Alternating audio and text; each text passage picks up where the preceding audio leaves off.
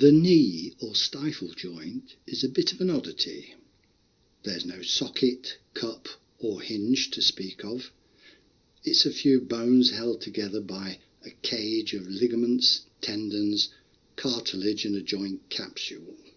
The femur or thigh bone nestles on the tibial plateau, while the patella or kneecap slides in the groove on the front of the femur, while the two small fabellae at the rear form an anchor point for various muscles at the back of the leg. Of all the 10 plus ligaments present in the stifle joint, ligaments being non-yielding fibrous bands attaching bone to bone, our main concern is the cruciate ligaments, or are the cruciate ligaments, because there are two. The anterior cruciate inserts at the front of the tibial plateau and limits backward movement of the femur, while the posterior inserts at the rear and limits forward movement of the femur, and therefore together they hold the joint firm. They form a cross, which gives them their name, from the Latin crux, not because they are crucial or because when they're torn they are excruciating, even though both may be true.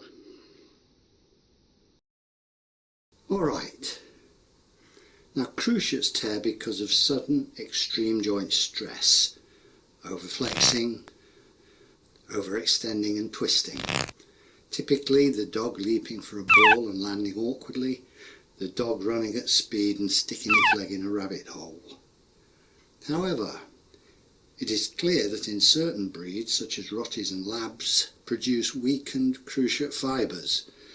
It's an inherited problem, which explains why we see far more of them nowadays than we did 10 or 20 years ago. Usually it is the anterior cruciate that tears. It may occur in conjunction with tearing of the posterior cruciate, while posterior cruciate tears on their own are pretty uncommon. Rupture of the anterior cruciate ligament results in the femur sliding down the tibial plateau. With each step it slides up and down that slope. If untreated, the smooth gliding cartilage surface gets worn away. Bone grinds on bone. Osteoarthritis develops, and this can become crippling. An added complication is squeezing and tearing of the meniscus, particularly the medial meniscus, the one on the inside of the leg. This hurts. And as if that wasn't enough, tearing of the anterior cruciate ligament also puts strain on the medial collateral ligament. This then tears free of the tibia where it attaches, causing more instability, more pain. And what, you ask, is the best way to fix the problem? Well, there isn't one, a best way. There are many. Conservative treatment isn't at this stage of our knowledge a reliable option. The commonest and simplest surgical choice is the lateral suture technique. An artificial ligament substitute is placed outside the joint. It's best used on small dogs, though some surgeons profess equal success in big dogs. The natural position of the cruciates is so precise that normal bending and flexing of the knee doesn't affect them. This is impossible to achieve with an artificial band. It will stretch with every movement, and after a couple of months it will either snap or be too loose to function. By then, however, natural healing, fibrosis and scarring will have tightened the joint. Orthotics may achieve the same effect, but wow, they cost more than the surgery. Nowadays, the favourite approach among orthopaedic surgeons is to ignore the cruciate.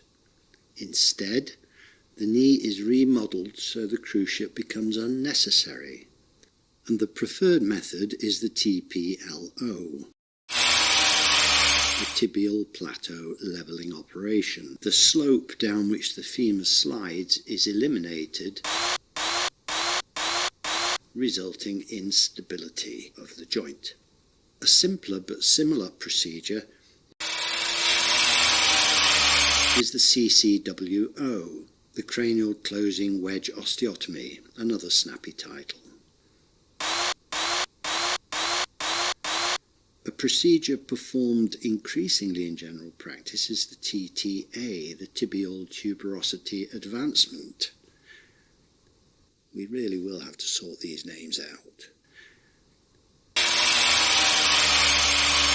What this does is to drag the femur forward by utilising its connection to the kneecap and the patellar ligament.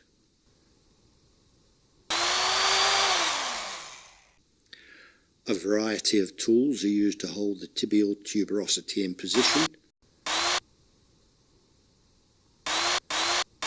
and to prevent it from coming adrift. This is my favourite combination. One cannot help but marvel at how quickly these reconstructive techniques work. A few days. You see, healing takes a couple of months, 3 months to be safe, and failure to stick to the strict exercise advice given can lead to disaster, sometimes creating a problem more complicated than the one we started off with.